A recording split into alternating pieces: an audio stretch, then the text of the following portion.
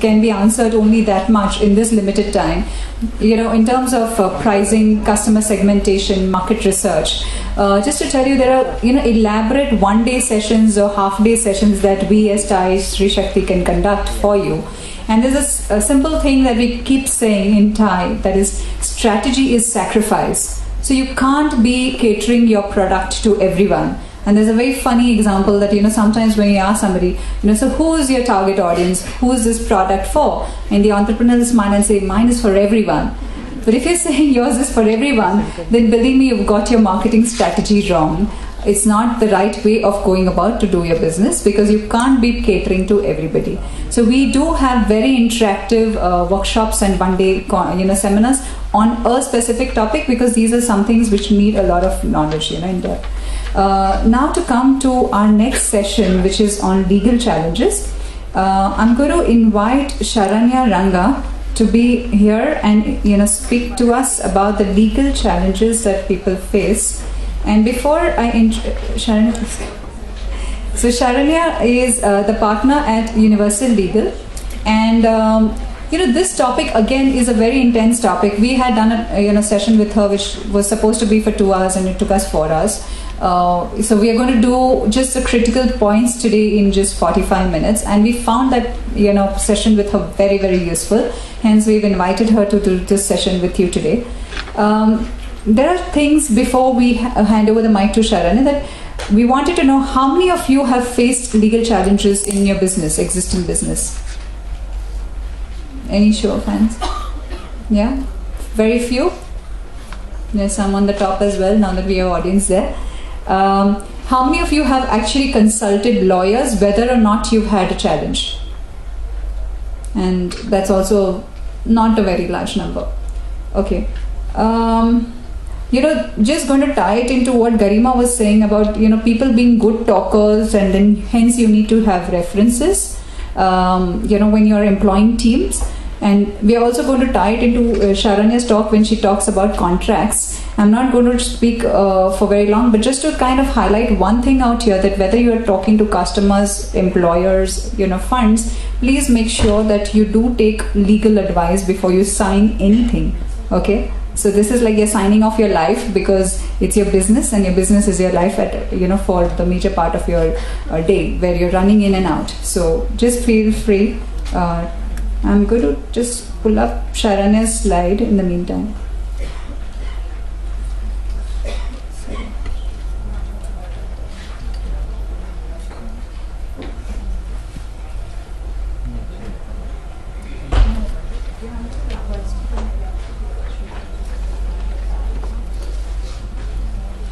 So how many of you, hi friends, so how many of you have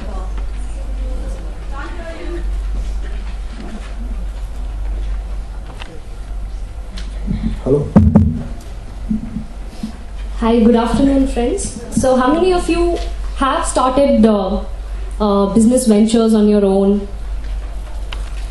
And how many of you, any of us are setting up new businesses, taking a new venture forward, and at least, as an entrepreneur, there are various aspects which one needs to be aware. It is not really possible also for one person to know everything and do everything to, the best of your 100% of your ability. But sometimes it is important to at least be aware of the risks and take an informed decision, that if this is a risk, I'm willing to take this up, and you're at least aware about it and not caught unawares. A lot of times we come across clients who come to us at the very fag end of, what is like a relationship which is, really going down the acrimonious path. But then, that's the contract they signed perhaps 2-3 years back, and that time, because things were obviously rosy and better with their partners, they were okay with it, and they said, it's just something we put in the paper,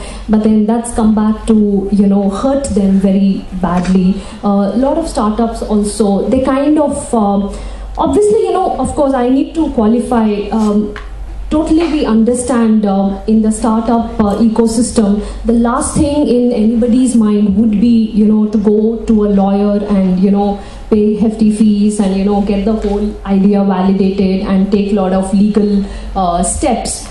But then there is also some amount of due diligence as an entrepreneur which we all need to do when we are starting a venture and understand the risks and associated liabilities, because we don't want something to come and bite us at a later date. One second. So basically how we looked at a couple of aspects, a few areas which every entrepreneur should at least be aware of when they are starting their business ventures. One of the most important questions which an entrepreneur needs to ask himself or herself here is that what is the kind of entity you want to set up. And while starting up, you need to look at, of course, the key questions would be how much funding you would have and how do you want to start it. So if you want to look at, starting on a very small level, test the waters, so to say, and, a better option would be to start off as a sole proprietorship venture. This is essentially a one-woman organization wherein you as the owner, you have a direct ownership control, and you can direct the affairs of the business the way you want to. So a sole proprietorship is nice to start off with and test the waters and see if your product or service is working. And then, of course, you want to take it to a slightly, bigger platform. Then you look at setting up a private limited company, which is, of course, a preferred vehicle. But in between a sole proprietorship and a private limited company, you also have what is known as a partnership, which is basically, two or more people come together to share the profits and losses of a business. And the profits or losses are shared in a fixed ratio, which is of course mutually agreed and decided between the parties. And you have a partnership deed which outlines the rights and obligations of each party and what would be the capital contribution of each partner. In a partnership, you can also have one active partner who is like the face of the firm, and the other could be like a sleeping partner who's just funding the whole venture rather than investing her time into the venture. There is also a new entity called the Limited Liability Partnership. This actually is a recent development in India. So one of the main disadvantages of a sole proprietorship is that being a one person entity, ultimately the whole liability falls on the person who is running the venture. So there is unlimited personal liability, and if your business fails, there is a direct personal involvement and your liabilities. We know a lot of entrepreneurs who have mortgaged their personal houses, and if the business fails, then they are quite hard hit. So and then again at the other end of the spectrum, you have a private limited company which requires a minimum share capital of 1 lakh rupees. So it's also a bit tough for a startup to look at starting up with 1 lakh of rupees when you don't even know if your idea, if your product is going to work. So it kind of helps to start off on a small scale, but then there is this demon of unlimited liability hanging over.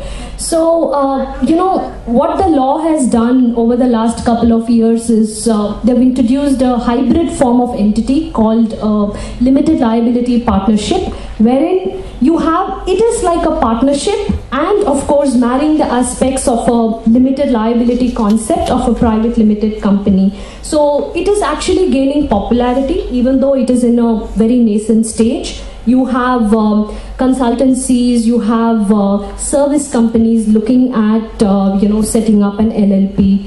Of course, if you've tested the waters and you want to go ahead and talk to potential investors, the preferred vehicle would essentially be a private limited company, because there are a lot of flexibility and options through which investors can invest in a private limited company. So basically, the choice of the entity is very important when you look overall at what your business is, where you want to grow your business, where you want to scale, how you want to scale. See, not every business, requires investment to go down the VC or the private equity route. There are a lot of entrepreneurs who are okay with self-funding it and then, approaching banks. So that's a call which the entrepreneur needs to take. I have a quick question. I'm sure. On behalf of the audience, I have a quick question in terms of if you could just explain what liability is and what limited liability is. Yeah, a lot of us have that question. Yeah, that'll, I think, solve the mystery a little bit. Thank you. So liability is basically, I do business. Say I'm running a website which, sells women's clothing, and I have invested 1 lakh rupees into the business, and say the venture doesn't take off, then I have my outstanding loans to be paid, I have the salaries of my team to be paid, and if I've taken a loan from a bank, then all these are very loosely, in layman's terms, called as liabilities. Anything for which you as the business owner, as the entrepreneur, is responsible to pay and to clear the debt, that is typically called a liability.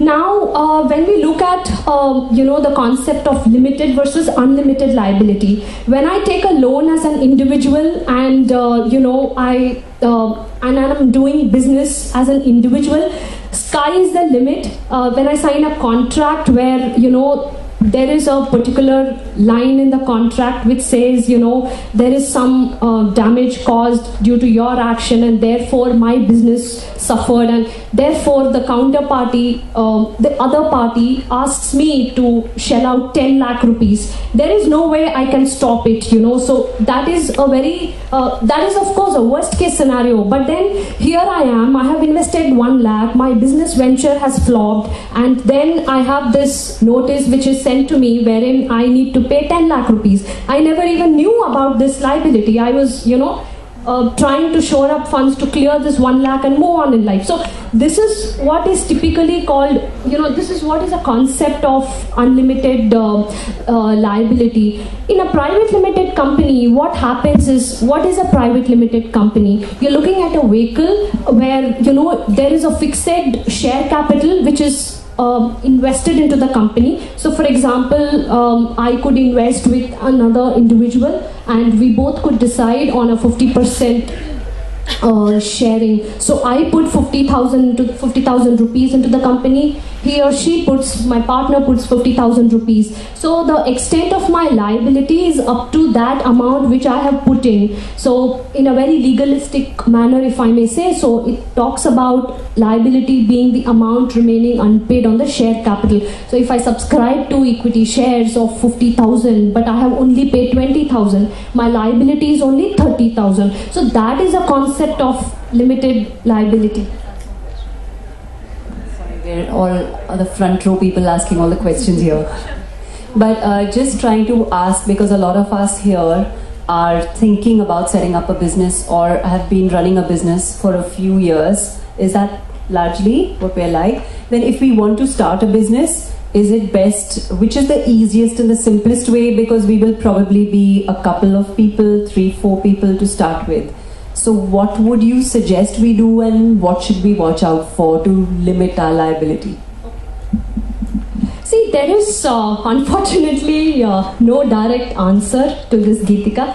The main advantage is, if you're a sole proprietorship, if you're starting business at a very small scale, you want to test the waters, you're unsure about, your target group, you're unsure if customers will actually, buy your product, then it makes sense to start off 6 months, 1 year, you test the waters, and then you can just scale up to a private limited company in year 2. But then you need to be careful about the kind of contracts you sign, especially being a sole proprietor concern. Because typically, what is a sole proprietorship concern? It is not a legal entity. For example, if I am doing business today as Sharanya, it is only Sharanya.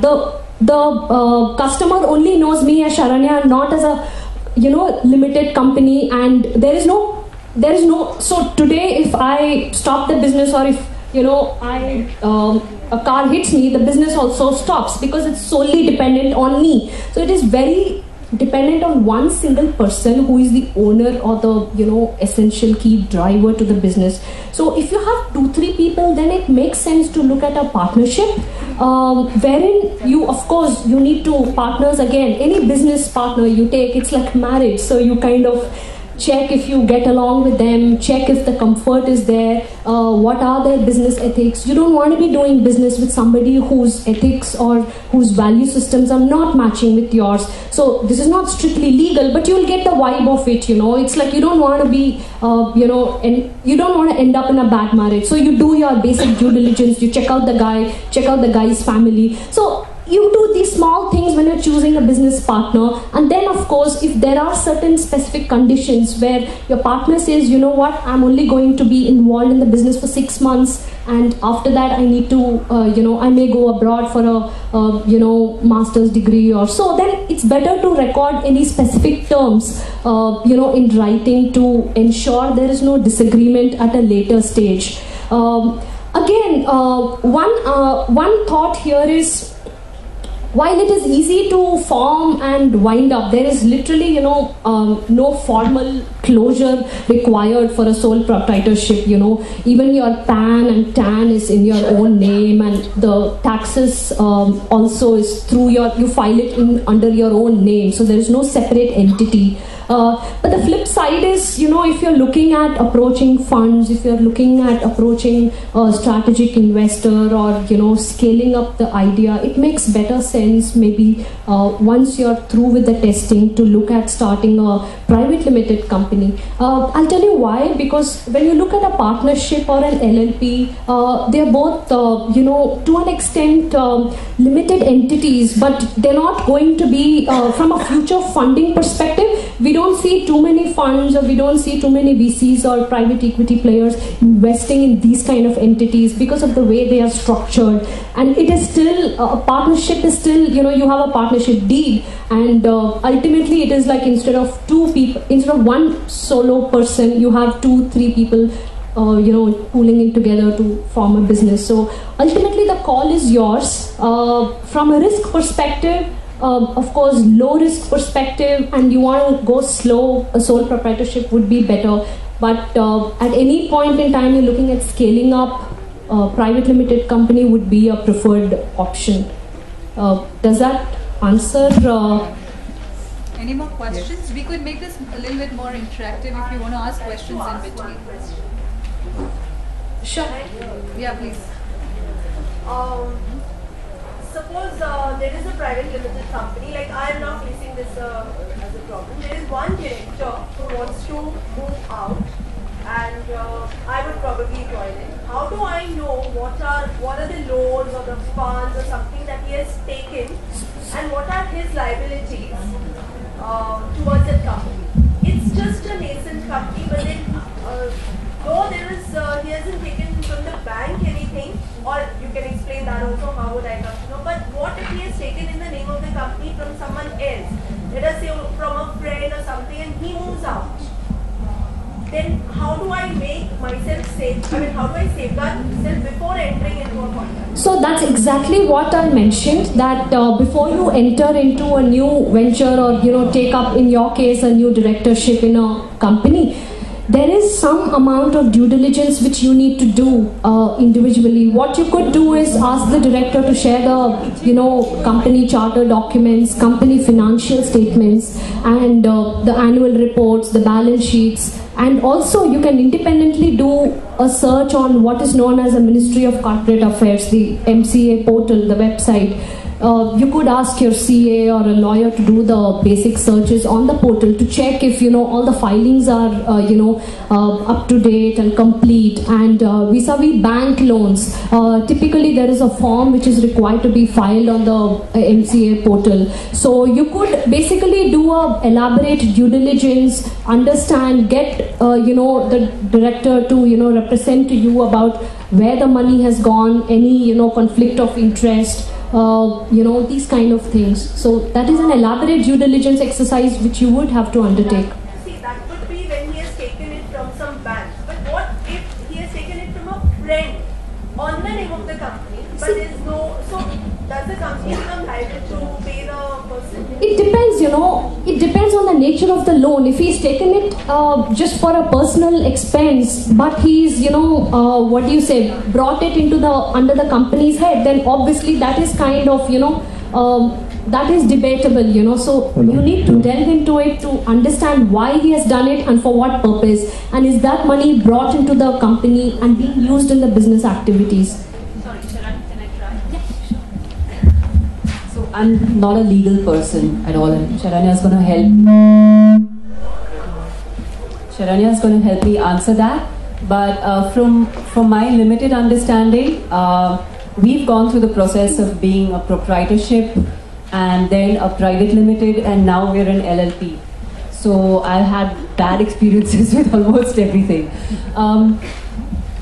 If a person has taken a loan from a non-official source, like not like a bank or something like that, as a director in a private limited company, then it has to be recorded in either the minutes of the meetings or in some kind of documentation where the letterhead of the company says that we agree that this loan will be serviced by the company.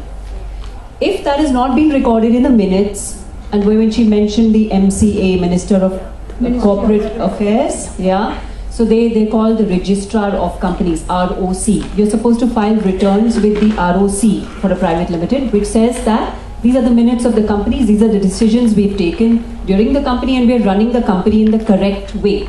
So those papers and those minutes are supposed to be with the ROC every year. So even if the company is not keeping those records, you can approach the ROC for the ROC records.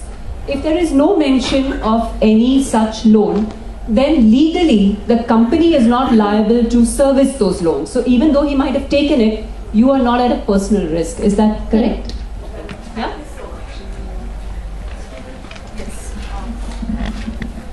What is FDI? FDI is foreign direct investment.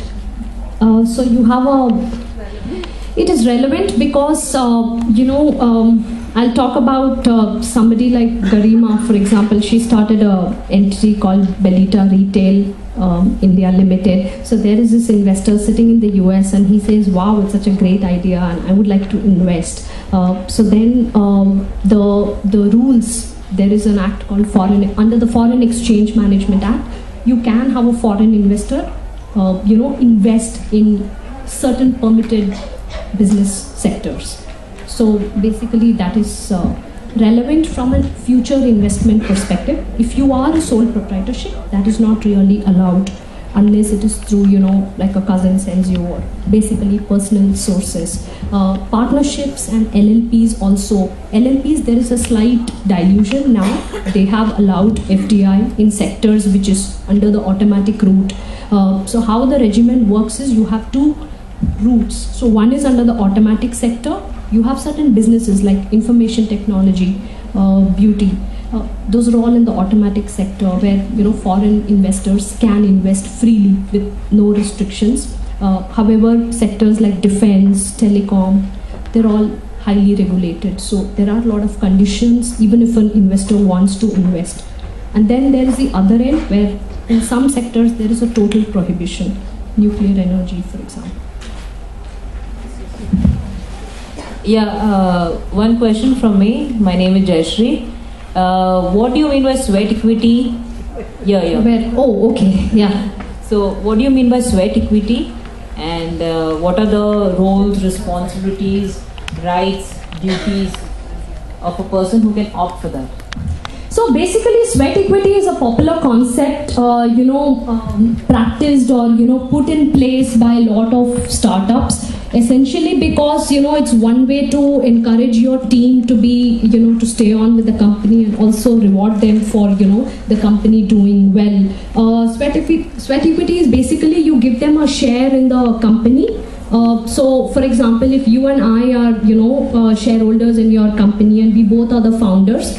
you can have a senior person who has stayed with the company and give them sweat equity. So they may come at a 50% pay cut from a big corporate, whereas you as a startup may not be able to afford such a huge salary payout, right, being a startup. So you can give the professional percentage in the equity of the company.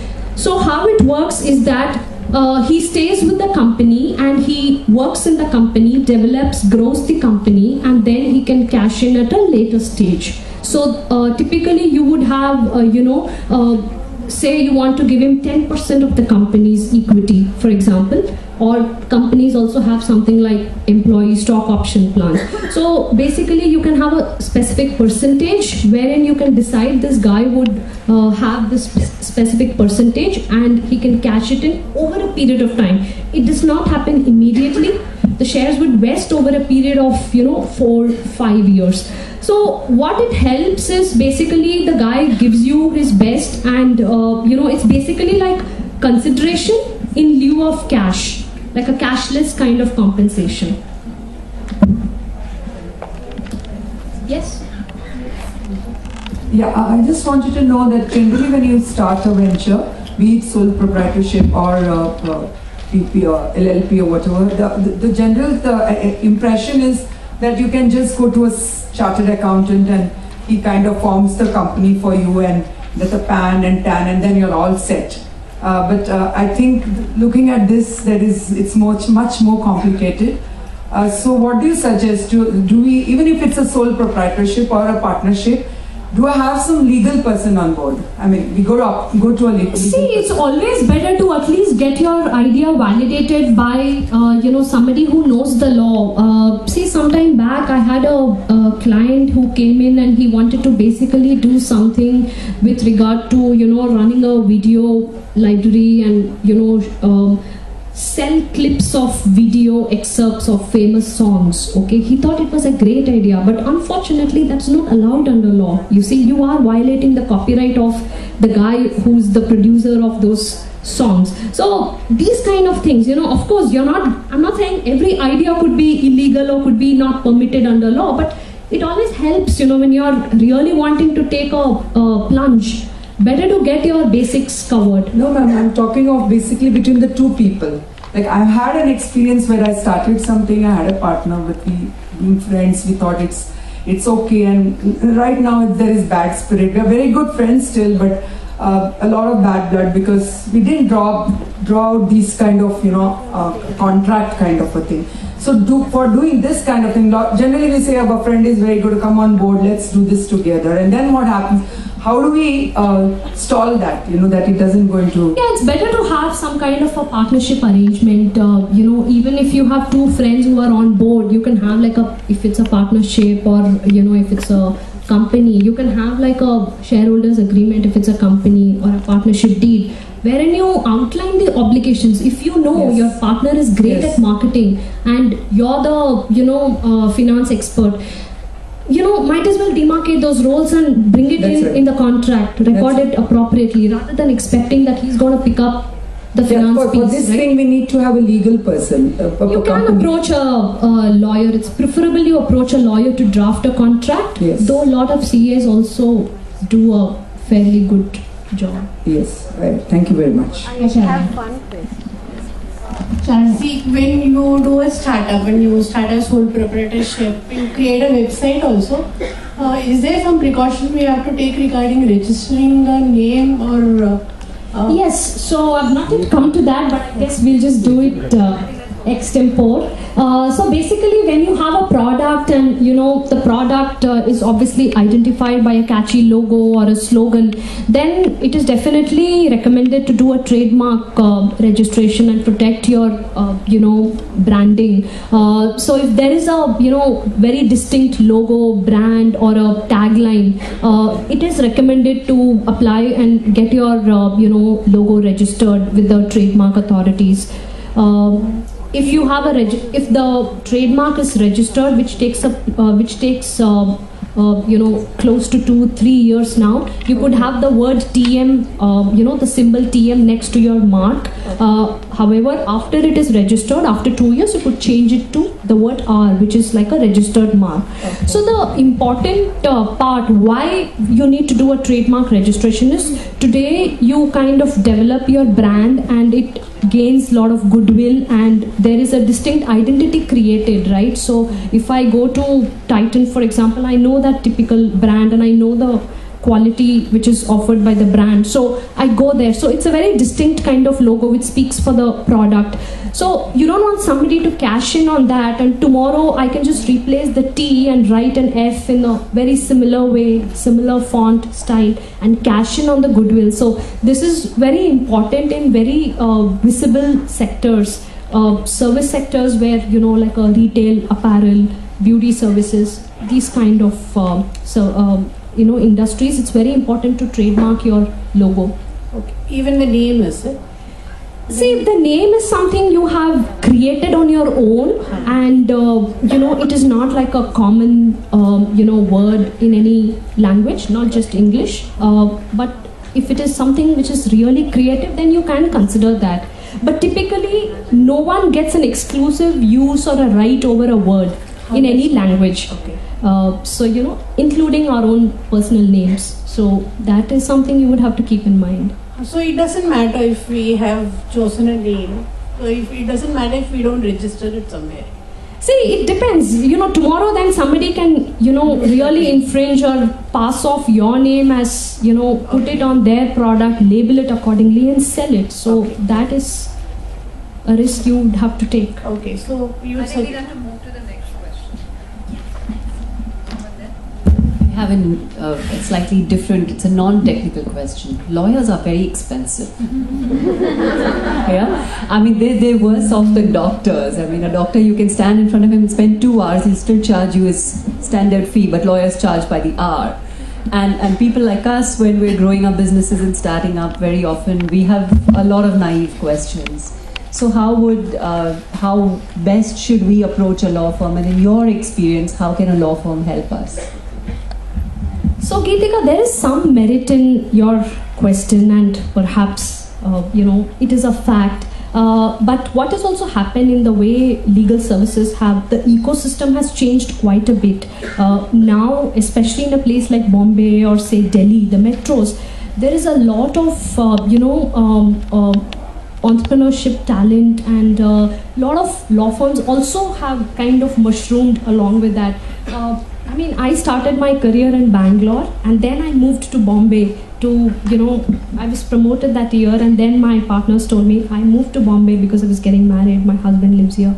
So it was kind of an entrepreneurial thing for me to come here and start off, So what I'm trying to say is these days, there are a lot of mid-size, there are good law firms which are patient to hear you out and, do good work, and also do it at a reasonable cost or something which is mutually agreeable. And I think essentially what we are all wary of being in a business of whatever we do is that we don't want to associate with somebody who's just taking us for a ride or like a typical freeloader. So what we look at, and I know a lot of my friends across other law firms, we all typically look at least the intention to pay versus the ability to pay. So that's a big, differentiator. I hope that answered your question. Hi, Sharanya. Sharanya. Sure. Sharanya. Yeah. Sorry. I wanted to ask if somebody is into service industry and is already employed, what kind of entity will not be legally invalid for that person? I mean, can you open a private company while you're in service, or you have to open only a proprietorship firm? So you're already say working with a company X, and you want to start off your venture. Absolutely. So this is a slightly tricky situation, and you would have to be a bit smart to handle it, because when you are working with a company, you would have signed certain employment agreements with them.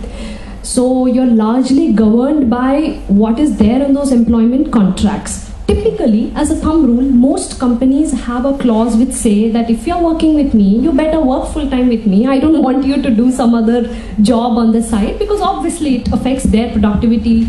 You know, you work whole weekends on something, or you attend to your personal calls during office time. That doesn't work. So you'll have to look at these kind of clauses and read your employment agreements properly. And again, if you are looking at starting a similar similar service to that of your present company, there could be some amount of non-compete covenants, restrictions you would have to be aware of. But having said that, it is also important that you you're careful about treating the confidential information of the company properly, not disclose it in a public platform, and you abide by your covenants with regard to those kind of restrictions. See, it is always dicey, especially if you're going to start a business in the same business sector, so you would have to play it a bit smart and play it by the ear. Ensure you're not violating any of the restrictions. At the same time, I want to bring this aspect here. Lot of us actually sign these standard employment agreements, and almost all companies have this kind of a bond, kind of a clause wherein you need to work for 2 years. The position in India, and it's been upheld by a lot of courts in India, even up to the Supreme Court, is that as a person, I'm guaranteed by the Indian Constitution. It's a fundamental right of me to, practice my trade, my profession. So today I'm associated with a, law firm. Lawyering is the only skill I know. Unfortunately, I'm not as talented as, Priyanka to start something in the apparel line. So if there is a restriction that I cannot work as a lawyer for the next 2 years, that's quite unfair to me. So what do I do for my bread and butter? You see? So that's the restriction, and that's the aspect which courts have picked on and mentioned, that a complete non-compete is not really enforceable. So there can be a non-compete with reasonable restrictions. So say you have a franchise, okay, and one of the covenants is that you will not open another franchise within the next 5 kilometers territory. So that is actually reasonable. But then saying that you cannot open a franchise in the whole of the Indian territory, and you can only open it in, say, Sri Lanka. Now, that's not practically possible for most entrepreneurs. So you need to take a call and see and weigh in your factors. But it's a good idea to, kind of ensure that you're not going to be, sued for disclosure of confidential information, or you're not actually stealing or misusing, let me put it that way, misusing the intellectual property of your present employer. Also, when most of us are employees in a company, especially in companies like IT, ITES, or where there is a lot of technology and innovation happening, all the work which is done by the employee is treated as a work for hire. So if a company pays us, irrespective of whether we are an employee or a consultant, the IP, the intellectual property of the work we do, belongs to the company automatically.